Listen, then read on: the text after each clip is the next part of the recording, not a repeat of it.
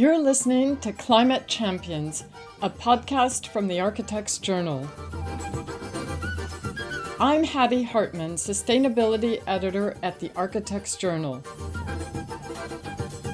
And I'm Hattie's co-host George Morgan, Director of 1.5 Architecture. This episode is brought to you in association with Danish roof light manufacturer Velux.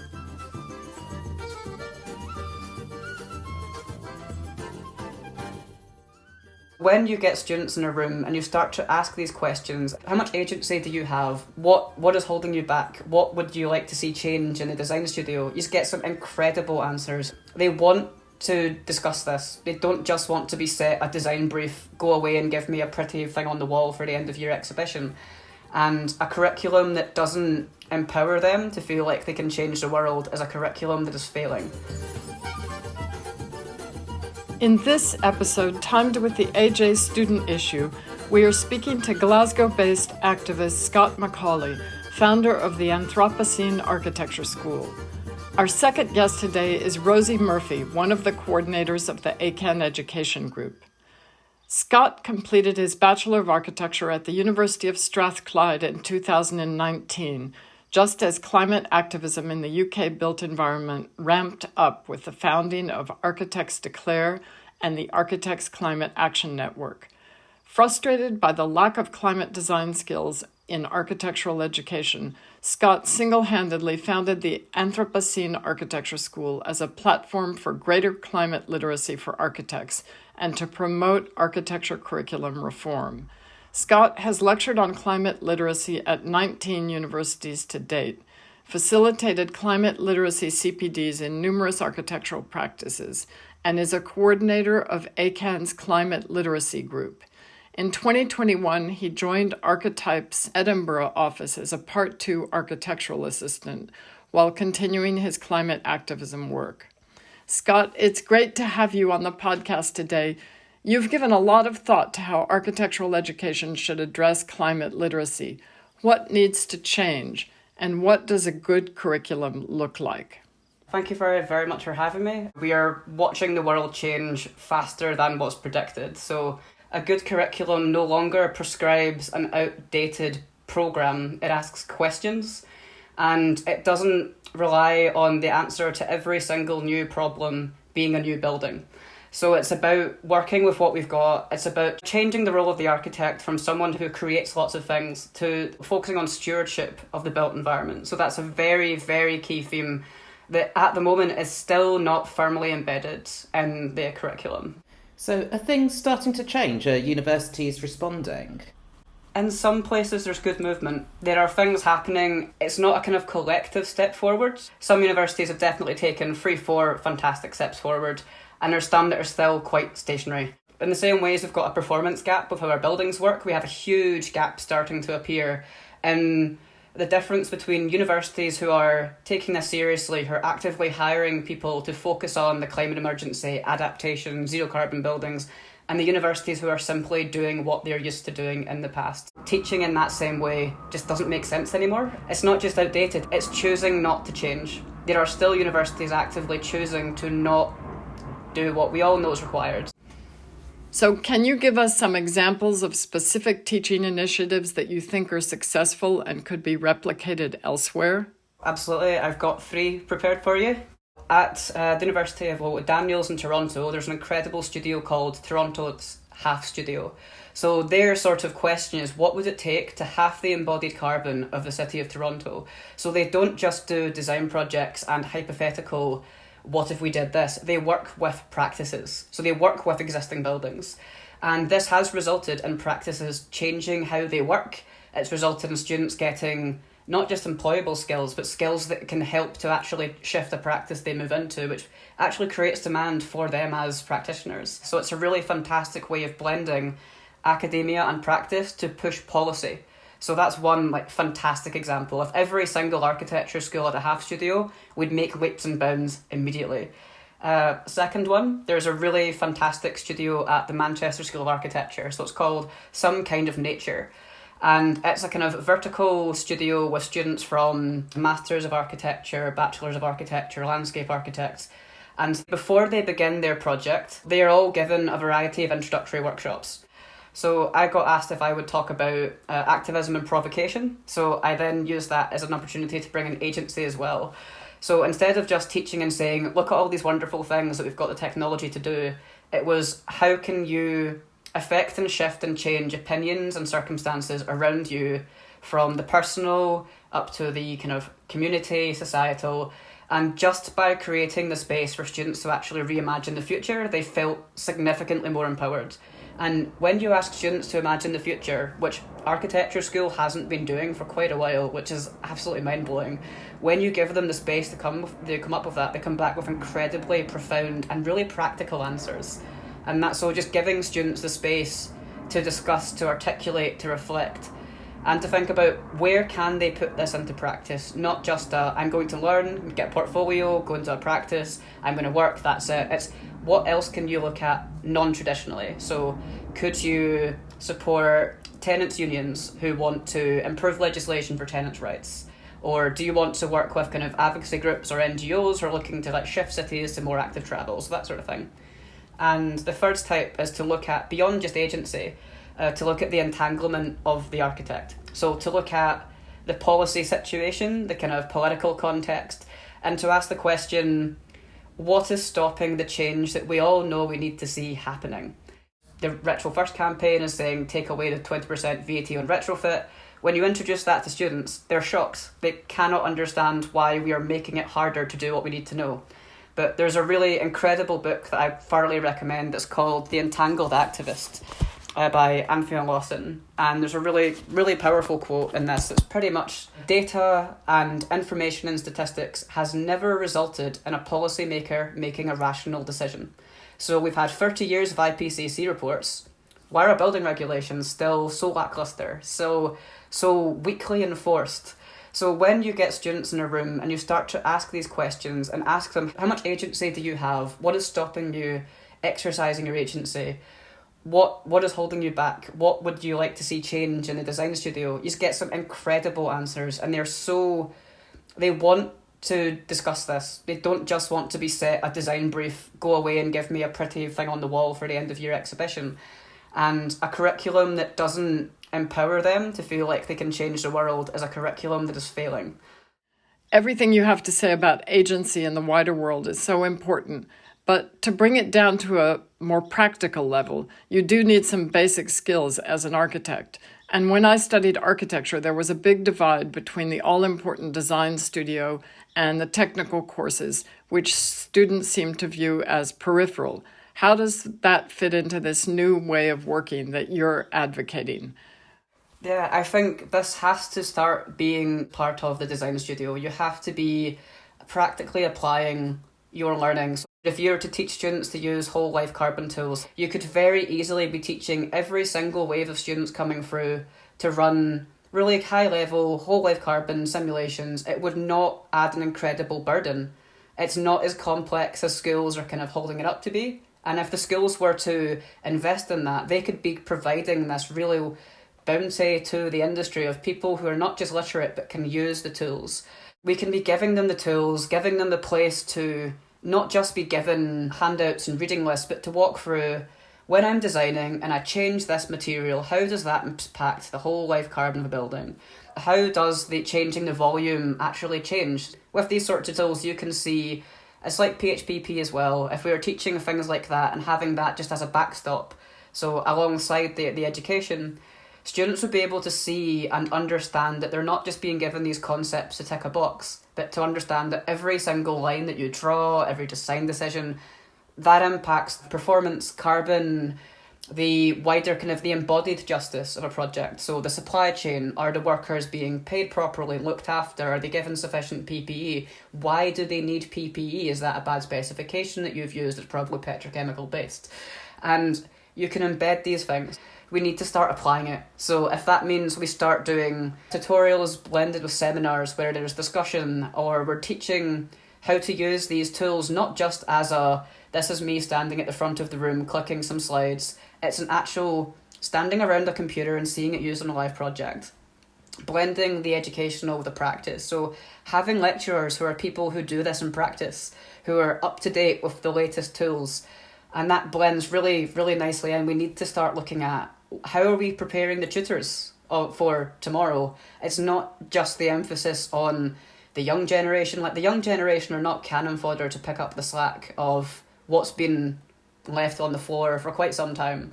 It's starting to recognise that this curriculum has to invite the tutors to learn at the same time.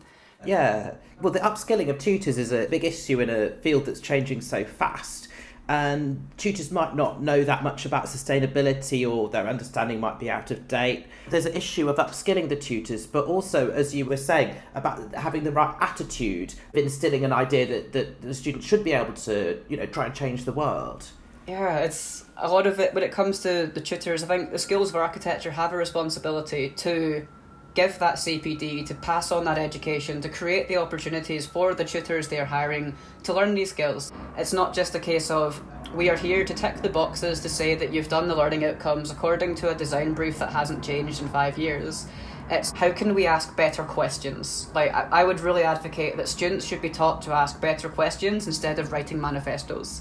Because we've had enough of manifestos. We've had them for decades, and many of them haven't been that great. They've been a bit kind of blind to the reality of how the world works.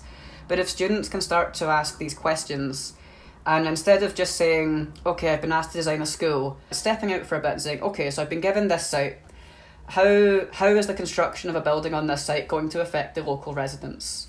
So there's a really fantastic tool that anyone can use. It's called Right to Know, and it was developed by the Centric Lab, who are a neuroscience studio who use data to inform environmental health decisions. And this tool, Right to Know, you just put in the postcode of whatever your site is, real life, hypothetical, design studio, and it tells you the pollution impact of that site. So the light pollution, the overheating potential, sound pollution. It talks about deprivation as well. So it's also recognising that where we put buildings affect the people that live there. They are not just a kind of imaginary number. And it comes down to attitudes. Instead of saying we want a library in a town that has this many rooms, that teaches this many students to ask and say, well, there's an empty building that's not on this site. I'm going to use the empty building instead, because where you've told me to put this building doesn't actually make environmental or social sense. So it's also preparing students to, and not to say argue, but to question, to ask, are we putting this in the right place? So question the brief, not just the kind of shouting down like everything has to be environmentally driven, but just asking those questions. So, and having tutors that are comfortable being asked questions, that are not wanting to like imprint their style of design or their attitude to architecture. So instilling an openness, and tutors should really imagine themselves as the facilitator of the student's education. You're creating the space for them to have discussions, for them to investigate new things, for them to do research. You are not there to create another you. You are there to give these students the space to ask questions, to challenge what already exists. And if you disagree with them, that's totally fine. That can come up in the discussion. But you disagreeing with a student should not be what decides whether they pass or fail. And that has been the kind of background culture in architecture schools, because students are afraid to challenge tutors based on the fact that they feel it impacts their grades. So there really has to be a cultural transformation that welcomes students who want to question how are things working, and not just setting design briefs that are the same one you've copied and pasted from the year before. On the sort of subject of the culture of studio, the recent report on bullying at the Bartlett has shone a light on the way that design can be taught in architecture schools. In many of the schools, a lot of the teaching is extremely esoteric, with little relation to the actual practice of architecture. So does a focus on sustainability and the real-world impacts that a building can have offer a way to reframe the teaching of architecture and move away from protecting the prestige of tutors? Oh, absolutely. So it's what's really fantastic about looking at the sustainability is it brings in the social component. If you have the opportunity, I would thoroughly recommend watching all of the recordings from Retrofit Reimagined in Birmingham. It was this fantastic festival of retrofit that didn't just talk about retrofit as a technical aspect, so it talked about it as a social one and as a civic and community one. So when we teach sustainability in architecture, unless you're giving students that social context, that cultural, political framing, they are latching on to technical solutions. So there are lots of students who are going to dive straight for passive house training. And without that wider grounding, everything looks like a nail if you've only given them a hammer. If you only teach students how to do passive house, they are not being given that broad, holistic climate literacy that involves materiality, that involves the social aspects, that involves the cultural intricacy of every single site, every community you work with. If you're going in thinking, right, everything I have to do has to be to exactly this metric, it's not going to help. Lots of architecture students are being taught in such a way they believe the only thing they can apply that knowledge to is architecture, and that's fundamentally wrong. The skills you get given, you can look at things in a totally different way. You're given a way of looking at space. You're a nexus point between a design team. You're not just someone who's there to pretend you designed your building on the back of a napkin with some watercolour paintbrushes that just happens to be beside you. The practice of architecture has to change as well. It's not just the case of slightly tweaking the performance metrics or prescribing a one-size-fits-all, everything has to be this exact way.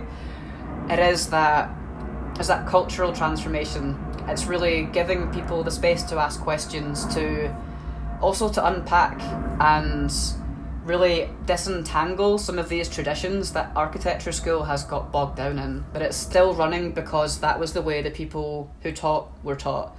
And it's not an excuse to say that because I was taught a certain way, I'm going to teach these people this way. That's not acceptable anymore. We know there's the main mental health impacts, there's the culture of overwork and burnout not being fully cared for, and it's using kind of the practice of sustainable, environmentally conscious architecture could totally transform that.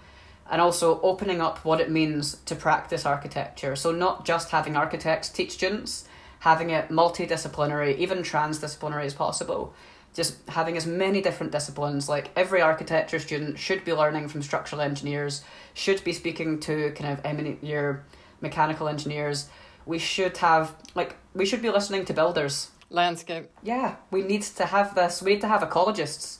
We need to have the people that work the land, that do the work, the people who lay your roof, who build your wall. You need to understand that this is not just a totally detached thing that happens in isolation. It's celebrating the interconnectedness of the construction industry. And that could start in architecture school pretty much from the next semester. And that just takes a few very brave heads of schools to say, I recognise there's a problem and we're going to do something about it.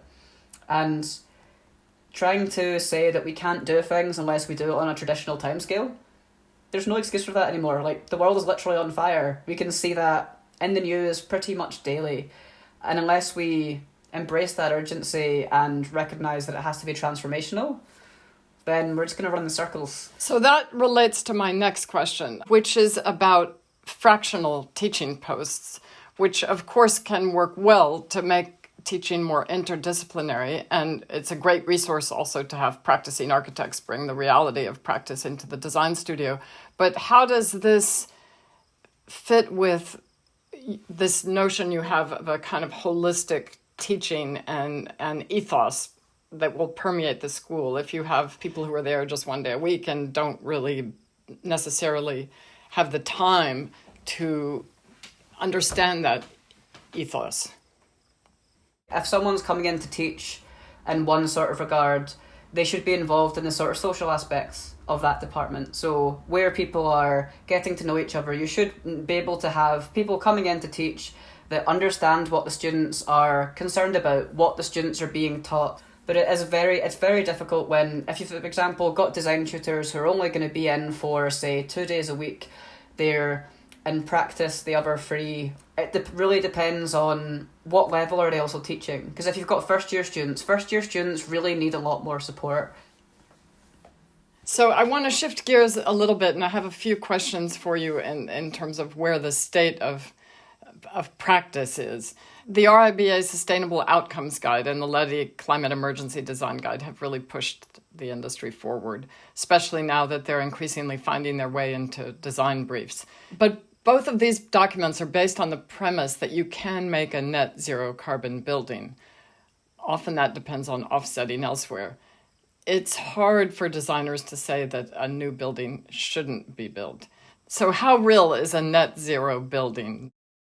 For architects to say, I've designed a zero carbon building, there's been no impact whatsoever, I'd say there's an element of dishonesty to that, because we fully recognise that every building, from extraction, construction, supply chains, there is going to be an impact. So it is about setting those kind of benchmarks and those targets. Life cycle analysis has to become something that begins in stage one. You're doing this at every single stage of the design. You're fine-tuning, you're tweaking. Clients are being walked through what is the impact of this building going to be. And then we also need procurement and supply chains that support this, because we can say we need to do every building from timber, but we know that we are not going to reach any of our climate targets by just building purely timber new buildings. We need to start looking at what exists. So instead of saying like no building should be built, if you're an architect approached by a client, you immediately should be looking within a square, say 50 kilometres, what's empty, what is not being used, what is currently in the process of being taken apart, and actually assessing and saying, you've got these needs can actually be met in an existing building. And that's not so much saying, I don't want the job, it's proposing the alternative and reimagining what it means to be an architect. So not just kind of flatly saying, we should build nothing, because if we build nothing, there's ramifications up and down the place. But it's that a greenest building is one that's already standing up, but also you might be able to deconstruct and use something somewhere else. We also need to really recognise that we can demand retro first all we want, but until we have the infrastructure, so the physical infrastructure for reusing components, for the materials and the people, the skills capacity, but also the social infrastructure for enabling people to have the space, the time to talk about this. It's looking at it that architects are there to enable the infrastructure of this good stewardship of our built environment.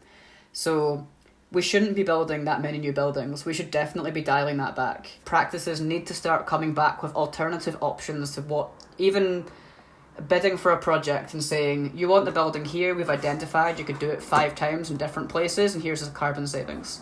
And here's what we've not used, here's what we've avoided. Yeah, I guess another aspect of that is the transport impacts. The cars, their fuel, the infrastructure, that's similar to the impact from buildings, but the sort of frameworks for sustainability usually ignore this, whether you can really have a sustainable building that you need to drive to. You're very right about the transport infrastructure. So the way we have been designing for 50, 60 years has been designing in the dependency on the car.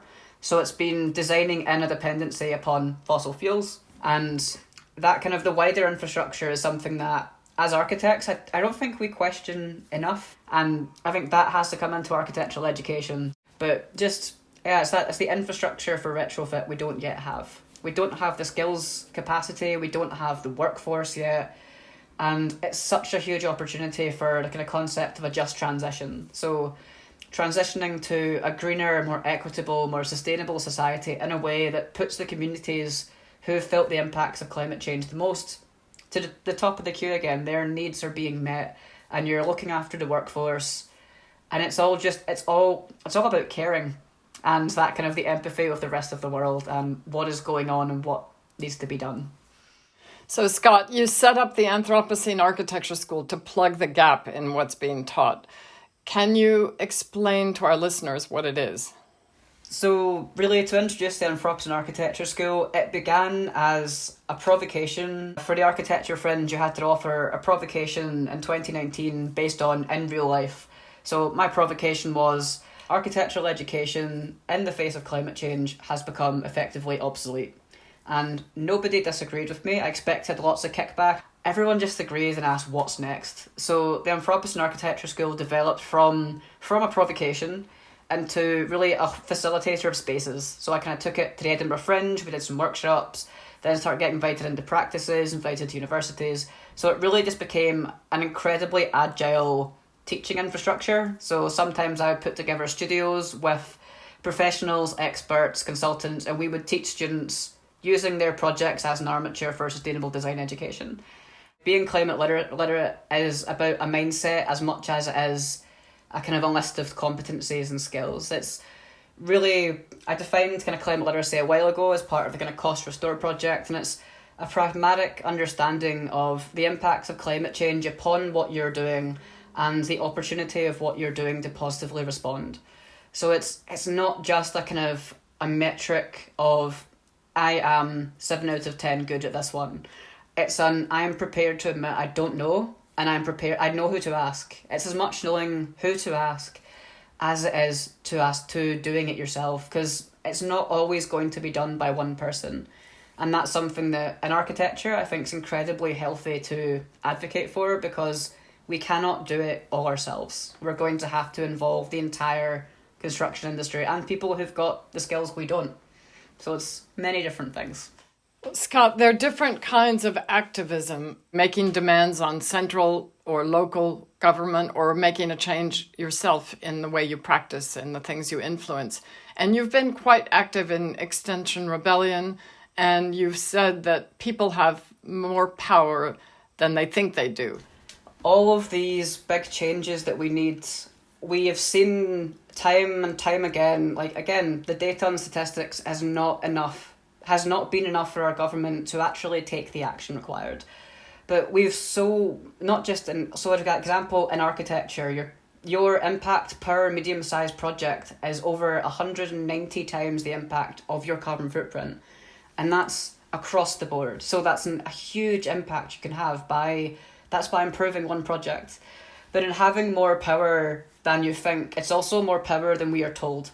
We are not taught that we have the kind of power to collectively change the world, to change society, to change laws. We know that we wouldn't have the weekend if it wasn't for trade unions collectively acting. And I think we really need to recognise that our current system of governance and the way buildings are being regulated are not taking the climate emergency seriously in any way, shape or form. We know that every single time something is proposed for the built environment to make it better, whether that be zero carbon homes, it gets scrapped. We can't change a kind of societal system that is entirely dependent upon sacrificial lives, lands and communities to function, because that is how our current form of neoliberal capitalism functions. It does not work unless people are exploited and sacrificed. And we don't really have this conversation in architecture, and we definitely don't have it in architecture schools. There's a really incredible kind of, to paraphrase Naomi Klein, we are alive at the last possible moment when changing course means saving lives on an unimaginable scale. And that is the lens upon which we need to start to look at the practice of architecture. It's not just a case of we're saving a bit of carbon. It's a case of all the carbon we do not emit is not contributing to raising the temperature of the planet, which is going to impact the most vulnerable first. And to try and downplay the impact that we have, or to downplay our agency, and it's a little bit dishonest, because architects are a nexus point between the public, our political representatives, our construction industry, our clients. We're at this point where things don't just pass through us. We can, for example, architects can withdraw their consent from practicing on, if a project is going a certain direction and it's negatively impacting your community, you should step back. There is a kind of ethos to do no harm is something that is very, very common for practicing medical professionals, but we know that business as usual in construction does such incredible harm, and in the UK we do not see the externalities of construction. We don't see the extraction, we don't see the full supply chain. The United Kingdom has been built from extraction elsewhere in the world. Our entire geopolitical position stems from colonialism and imperialism. It's not radical. This is how the world works. And when I say that you have more power than you've been told, it's recognising an incredibly rich and long history of people taking collective action, because so many people in architecture and construction are going to be affected by this cost of living crisis. The climate emergency is going to make some of our homes incredibly difficult to tolerate, not just in winter, but we've seen 40-degree temperatures in the UK now. We saw throughout COVID-19, the mutual aid that happened was unbelievable. It was incredible. Everyone has this kind of power to collectively organise. We need students to graduate knowing, if I can't practice architecture the way I want to, there are alternatives and places for me to use those skills for the positive good of society. And unless the education system catches up and starts to give students that next elegant step, we're going to keep on running round in circles of students becoming disenchanted and despairing. Scott, I wanted to turn your attention on a more hopeful note as we wrap this up. So, what are some of the visions you've come across for what a regenerative built environment might be? This can be a building, an initiative, or a book, or anything that comes to mind. My favourite examples that I use whenever I'm teaching, the very first one is the Birchsky School Science Wing.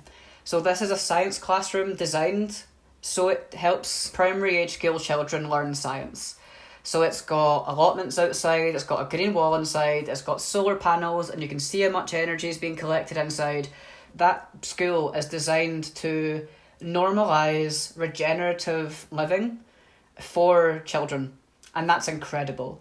Where is that project? That project's in Seattle. It's an incredible example of how our educational buildings should be teaching this to be the norm. And the kind of second example is ArcNexus SAC. The practice ArcNexus decided that for their own offices, they wanted to practice what they literally preach and turned a warehouse into a living reuse project. So they took this existing building and it now hits the Living Building Challenge standards. And that's just proving that you can take a warehouse, so a type of building where the least attention is paid to this being airtight, to this being a kind of sustainable building, and to make that into like an office space that's not just an office space but has a kind of a community focused element where local artists can exhibit things, and part of it the local community can use parts of that building so it's outward facing. If you could imagine that every single local authority retrofit becomes a classroom for apprentices, for students. We've got 28 or 9 million homes having to be retrofitted in the UK to hit our targets. If every single one of those first wave became a classroom, we could be upscaling rapidly. We could be bring architects to go in and see what's happening. Students could be walked through the assessment as their literal course. Every single site of a retrofit or construction is a place of learning.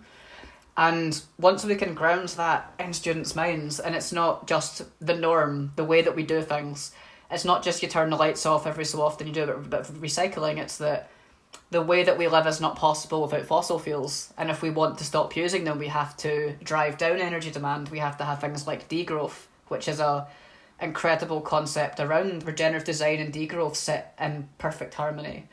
And that is something that we can start to advocate for and talk about, to bring into our work in meaningful ways, and not just as like a tick box or a concept, but really, how do you practice this? How do we share what we've learned? Thank you, Scott.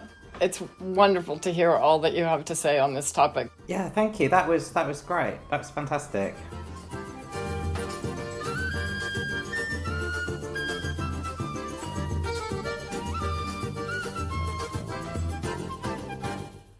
Our second guest today is Rosie Murphy. Rosie is Diversity and Solidarity Coordinator for ACAN, the Architects Climate Action Network, and co-coordinator of ACAN's education group. She is also an advocate for the Black Females in Architecture Network and a mentor for Homegrown Plus with educator Neil Pinder, winner of this year's AJ100 contribution to the profession. Rosie completed her Part 2 at the Center for Alternative Technology in 2021, following her Part 1 at the Bartlett. She now works at social enterprise Matt and Fiona, empowering young people to shape their own built environment. Rosie, it's great to have you on the podcast today on behalf of the ACAN Education Group. Tell us when you joined ACAN and what your main involvement at ACAN has been so far. So I first joined ACAN back in 2018, I believe. I think I went to the second open meeting that ACAN ever had. Since finishing my degree, I've been able to engage more and actually become one of the coordinators for the education group. So tell us a bit about the various work streams that are going on in the education group. At the moment, we have 2 continuous campaigns, the first being the climate curriculum campaign, and that's basically to address what we see as the lack of climate literacy within architectural education.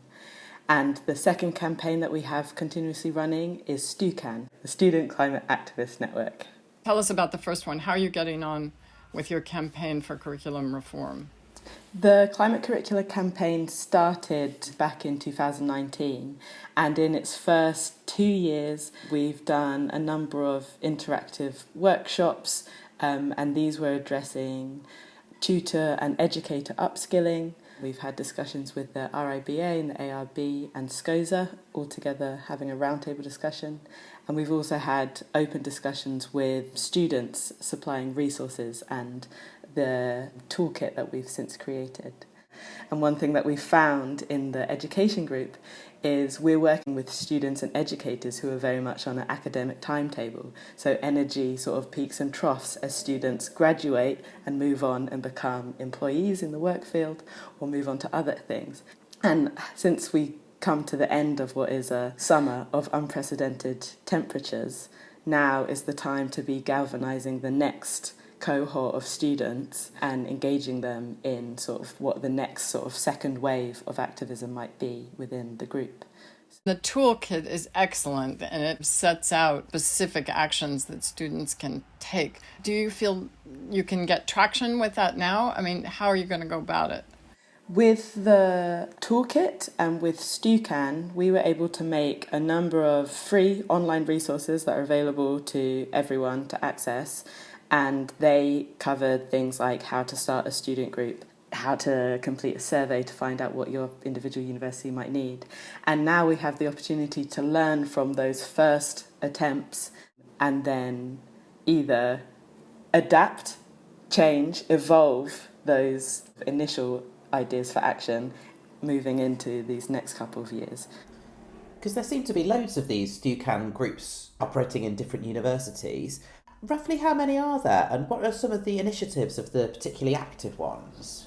Yeah, so we've got currently 24 listed student groups all around the country. Some of the best initiatives are things like lecture series that were coming out of University of West England, Bristol, as well as a really early one that AA Actions group did with the Architects Declares movement, was a student forum, which was very much an initiator to a lot of the ideas that have happened in the education group.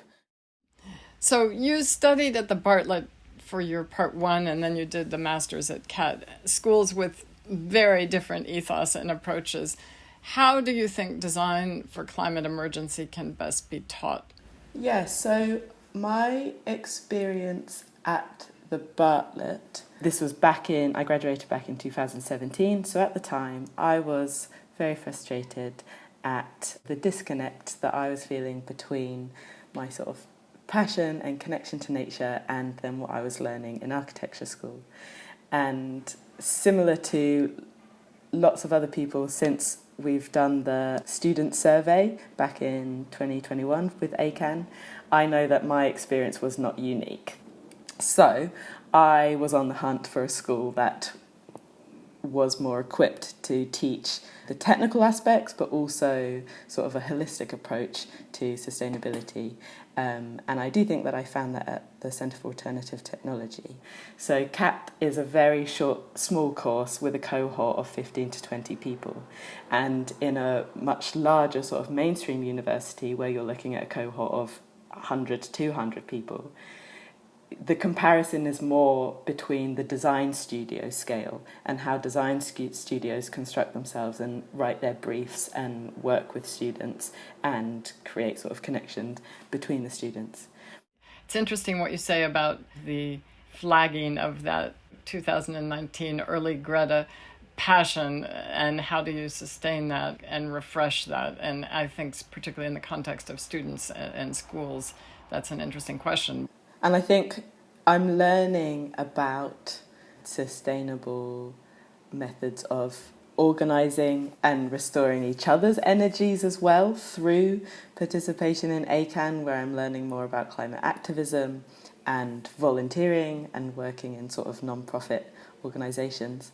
But the knowledge is out there with existing climate activism groups, so it's not like we're having to reinvent the wheel. We just need to remember to use what knowledge is already there, check in with each other, set the correct boundaries for ourselves so we can continue the work and not get burnt out and exhausted. Thanks so much, Rosie.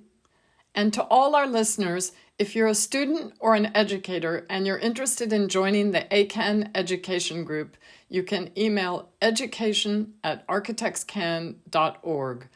That's education@architectscan.org. ACAN Education has an active WhatsApp thread and regular meetings. All ideas and experience welcome.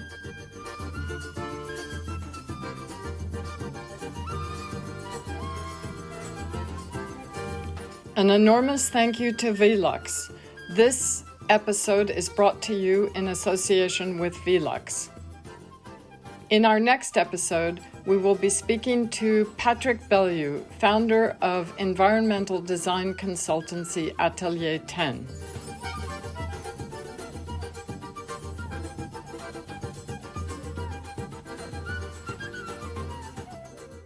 You can find the show notes for this episode at www.architectsjournal.co.uk/podcasts, where you can also catch up with all our previous episodes.